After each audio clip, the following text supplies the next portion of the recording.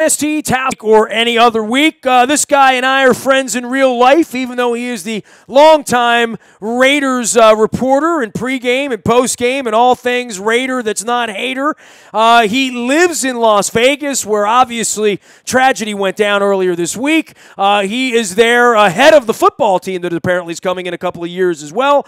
He is the longtime overnight sports talk show host across America, Fox Sports Radio, as well as in the Bay Area. We welcome back the man, the myth, the legend, and a very, very tired version of JT the Brick Turnauer, our dear friend. What's up, Brick, man? How you doing out there in Vegas? Thoughts to everybody out there in the diamond in the desert, my friend. Yeah, Ness, it's been really brutal. It's been really tough out here. Everybody is hurting in a big way. Obviously, words can't even sum up what happened at that country western festival and the reaction in the city since. And, you know, with all the individuals who died, the first responders, the heroes that showed up on the scene, all the random heroes and citizens that tried to save others. You know, when you hear on radio and TV, when people say, I've never seen anything like that, it's because they've never seen anything like it. And it's really sad that the city that I live in now is number one on the list of the largest mass shooting in the history of this country, something we never thought could happen. And the fact that me and you go see a lot of live music, we've been to shows together. In Vegas. And the fact that this happened at a live show in Las Vegas just makes it even that much worse. Well, you know, and then there's the football side of all of this, right? Like, well, you know, one of my dear friends, Eddie Frankovic, who covers the Caps for us, he's going out. He does a retreat the second weekend in October every year with his buddies. They go out, they golf, they drink beer, they watch football, they watch the baseball play. You know, this is their Vegas weekend, and I think for anyone seeing those images, Vegas is going to be hurting for a long time based on this. And I know, much like the Gulf Coast in any area that has any sort of tragedy of this kind, you need to get back on the horse and get out to Vegas and give Vegas some love, right? I mean, yeah, it's absolutely. I mean, after 9/11, the same thing, and the story goes down. But in Vegas here, as I talk to you, it's very difficult because this was a domestic incident. And if it would have been an international terrorism incident, it would have made it even more worse because the fear of people and what's happening overseas. But the fact that it was a lone gunman and it happened in Vegas and something that no one saw coming, I think, you know, cooler heads will prevail and people will understand how random this was and there was no way to protect for it. But it gets people thinking, again, about Vegas.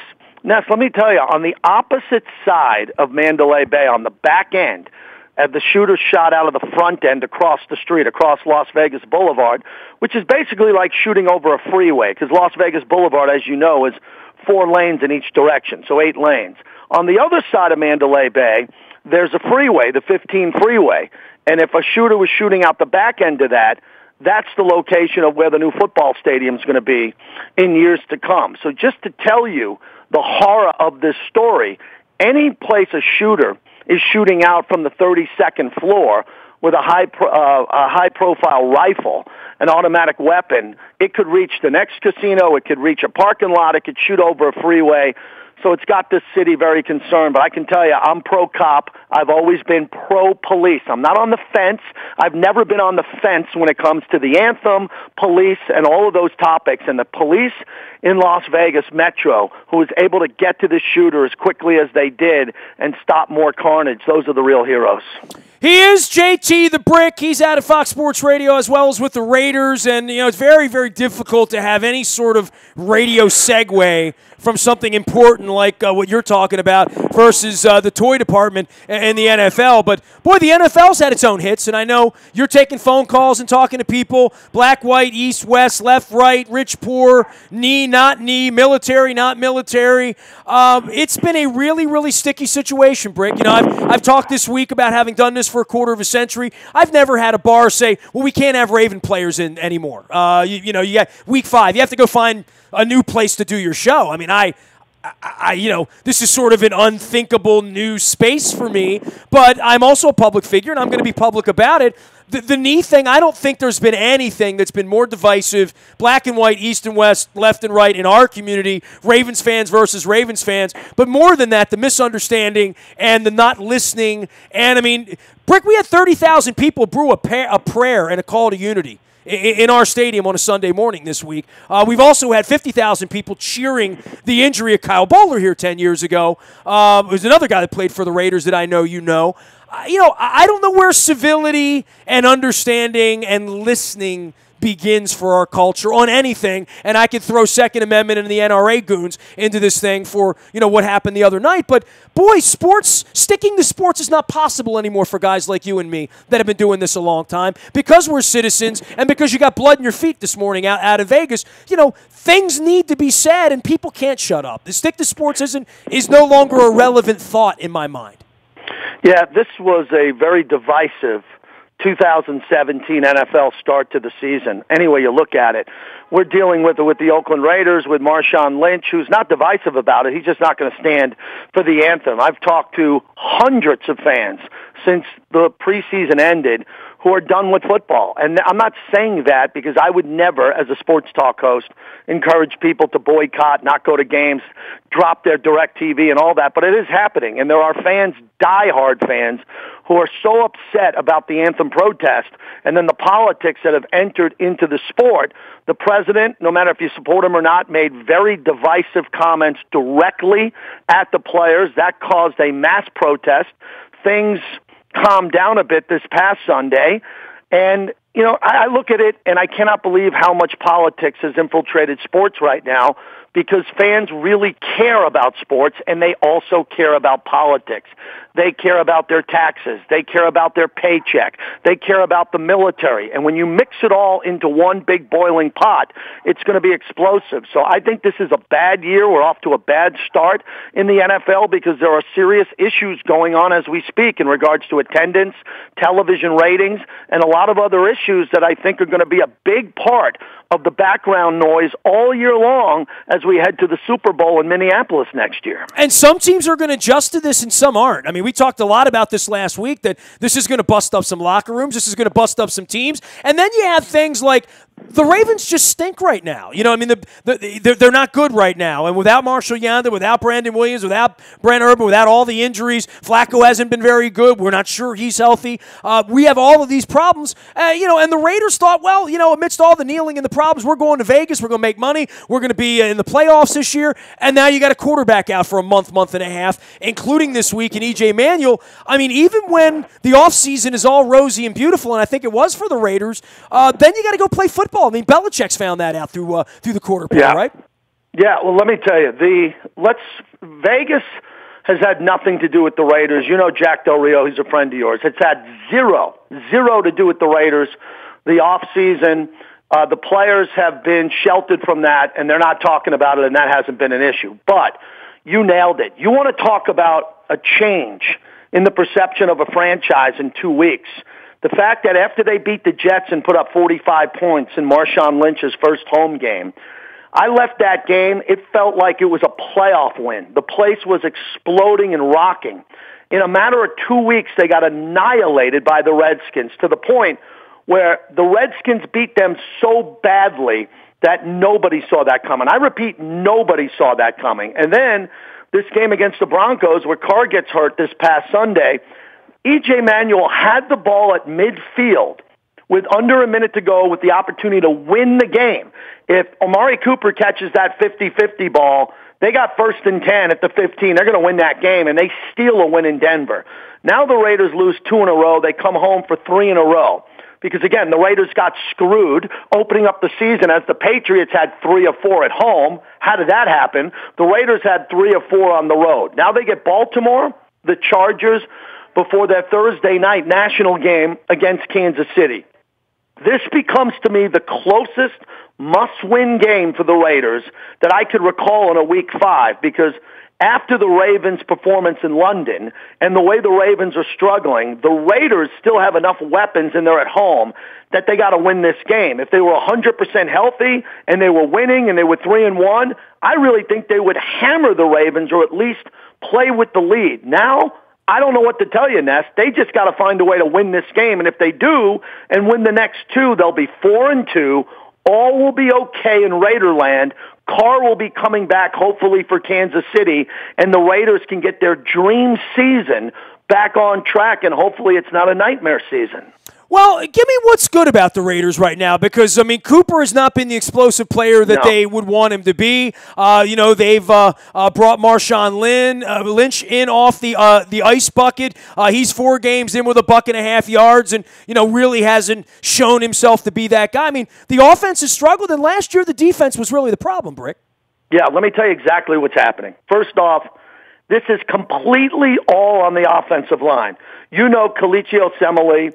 They have Rodney Hudson, a Pro Bowl center, Gabe Jackson, a Pro Bowl guard, and Donald Penn, a Pro Bowl left tackle. When all Raider offensive linemen are healthy, the 4 out of the 5, they're as good as any offensive line. They haven't shown up the last 2 weeks, and there's a lot of problems going on with that because they're supposed to be dominant. They're supposed to, at a minimum, open up holes in the running game and protect Carr. That didn't happen. This has nothing to do with Marshawn Lynch. I watched every play. I watched the tape. I go back. He hasn't had a hole to even look at. The plays are getting blown up, Ness, 2 yards deep. So those who don't know anything about Marshawn Lynch on television are saying, well, beast mode's not what he was out to be. He's not the same player. No, that's inaccurate. Beast mode's running hard. He ran hard at Tennessee. He ran hard against the Jets. In the last 2 games, there was no holes to run through. So the only chance the Raiders have, is to get back to running the football, to give E.J. Manuel some space, let him hand it off to Jalen Richard, DeAndre Washington, Marshawn Lynch. Don't feature Lynch. Feature Lynch in the red zone and at the goal line, and then hope that they can run the ball and try to push the Ravens back. If I'm a Ravens fan, I'm looking at how does the defensive line for the Ravens get a push up against the Raiders, because Washington blew them off the line of scrimmage. Denver blew them off the line of scrimmage. So the only thing that John Harbaugh must be looking at is the tape saying, wow, we got a chance against this Raider offensive line that looked to be the second or third best in all of football. He is JT the Brick. You can find him out anywhere. Sports Radio is delivered on the Fox Sports Radio Network as well as out on Twitter. He's in Vegas. The Raiders are coming to Vegas. They're in Oakland this week, and he is the longtime Raiders pre- and post-game voice for the franchise. The fans out there and the stadium and everything that's going on with the Neil and the military, how is it going out there? I know they're going to be home for a month here. Are the natives restless about the Vegas move? Is it loud in the bowl? What would I see out there this week? It's a non-event. Again, it's 3 years away. There's no talk about it. The Raider fans were very upset in the offseason when relocation became official. The core group of hardcore Oakland Raider fans let their voice be heard. As you said, they've only had one home game. It was against the inferior Jets. They won easily. The fans celebrated and had a good time. Now all of a sudden you're asking these fans to come in against the Baltimore Ravens, who, again, this is a rival for the Raiders. The Raiders have rivals in Pittsburgh, New England, and Baltimore. And this will be a test for the fans. 3 weeks in a row, Ness, of tailgating, partying, seeing their team play. One of the games will be prime time on Thursday Night Football against Kansas City. Raider fans are fine on this, but now they're a little bit tight because this was not what they were expected. The good news for the Raiders is they're 2-2. Not the end of the world. I've seen this team for the last 19 years. I've seen them go 0-4, 1-3, and it's the sky is falling. They're 2-2, and it feels like they're 1-3 because the fans know it was important to get out of the gate quickly before they got back home again. So a win against the Ravens will put everybody in the Raider Nation back on track. A loss would now start the Raiders and the clock ticking with must-wins against San Diego and Kansas City back-to-back. And if you can't beat the Ravens on your home field, how are you going to beat Kansas City that's coming in after that? The Raiders can flip the script and get everything right. They need Carr to come back healthy. The fans will be ready to go. There's no talk of Vegas, but I will say this one thing about your team. This is the one team in all of the NFL that isn't afraid to play anywhere. I've told you that on your show many times. You guys aren't afraid of New England. You have no problem going up against Belichick. You're used to going up against your friend Tomlin and going to Pittsburgh, and you're used to going to Oakland. The problem for Raider fans is they know that this is a franchise traveling cross-country that has absolutely no fear of the great, powerful, historic Raiders, the current Raiders. they're ready to go, and I think the Raider Nation understands this. Well, we have a very, very weird situation here with the offensive line and running the ball, and Flacco feels like he's either aged right in front of our eyes, or he's just lost his mobility, or his back's messed up. Nothing about the quarter pole of Joe Flacco's season looks anything like what we're used to around here. And when your quarterback's not right or he's not in there, I mean, you have no idea how E.J. Manuel's going to play this week, right? Literally none. None. Well, he looked pretty good at portions of that Denver game when he came in because guys were open. Remember, Michael Crabtree did not play in that game, and the Raiders are hoping he goes on Sunday. Amari Cooper has a case of the drops, which is shocking. He dropped the ball last year. The kid is great. He's not good. He's great. Well, we have Brashad Perryman here. They never throw him the ball. He's caught one ball this year. Yeah, and Cooper looks to break out. Jared Cook, who's the Raiders' newest weapon, dropped the game-winning touchdown at Denver, basically went right through his hands. He's a nice weapon that they have, but, Nets, the game plan for me for Sunday is really simple for the Raiders. They want to shorten the game. They're going to need a special teams or a turnover somewhere. They got a great punter in Marquette King, even though he's been flagged 4 times since last year for personal fouls for taunting or celebrating, and all the punters combined in the entire league, 0 flags. Yeah, what was the deal this weekend? What was that all about? Well, he likes to celebrate. He likes to have fun. This guy likes to dance. He likes to show people up. He's a fun guy. I'm really good friends with him. Yeah, they're trying to get in his head now and tell him to calm down. Remember, no Sebastian Janikowski. He's on the PUP list coming back later. The Giorgio Telvecchio, their kicker's pretty good. They're going to have to win the game on special teams and run the football. I promise you. We'll text during the game like we do, and we'll text afterwards. If the Raiders in this game, and Baltimore's no joke, whenever Suggs is on the field, and you have players like that, but if the Raiders don't run the ball for over 150 yards, 160 yards, shorten the game, and have at least 2 rushing touchdowns, I don't think they win. I think they get back to basics. They feed those hungry Lions up front. They get them ready to go. And Jack's son got injured in the Florida game. Jack's quarterback, Derek Carr, got injured in the Denver game. It hasn't been an easy week for Jack Del Rio. It's time for Jack to have that meeting with this team, put the schedule up on the whiteboard and say, here we go. It's either now or never, because expectations were super high for the Raiders. First time in my 19 years, I predicted them to win the Super Bowl this year, not get there.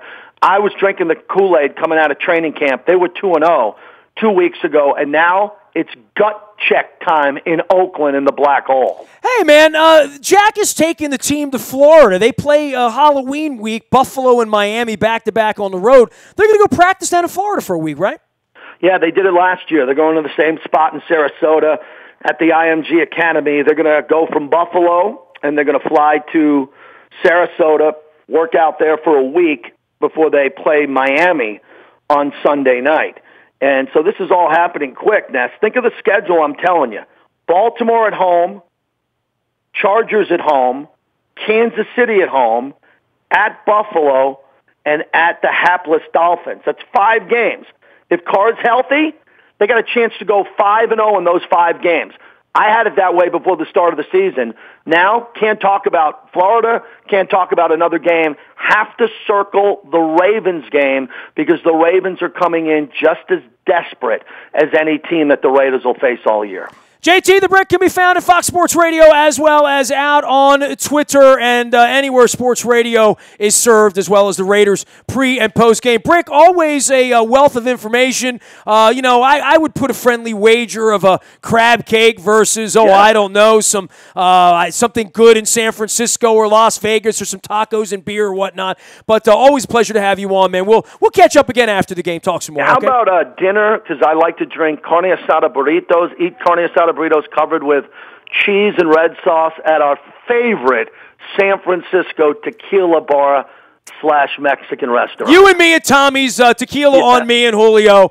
Brick, love you, man. Be well. Great having you on, man. Take care, my friend. Keep the faith out there in Las Vegas. He is JT the Brick, John Turnauer, our friend on Facebook, Twitter, anywhere social media is served. Brick and I are usually connected in Vegas and Super Bowls and elsewhere as well. Go follow him out on Twitter as well as at Fox Sports Radio. You can find me in the Buy a Toyota Audio Vault 24 hours a day from anywhere in the world on your mobile device by downloading the TuneIn radio app. We do come in crystal clear from anywhere in the world. Our morning newspaper ships to your email inbox free of charge every morning at 7 a.m. It's all powered up by Planet Fitness and PlanetFitness.com. And last but never least, any breaking news, and we hope that we get Brandon Williams amongst others out onto the field this week for the Ravens. You'll get that first on the WNST text service. That's all brought to you by Coons Ford of Security Boulevard. Dennis Colossus will be here on Thursday driving you home from 3 until 5. Nasty at WNST.net finds me. Facebook, Twitter, LinkedIn, Snapchat, Instagram, streaming live on our Facebook as well as our YouTube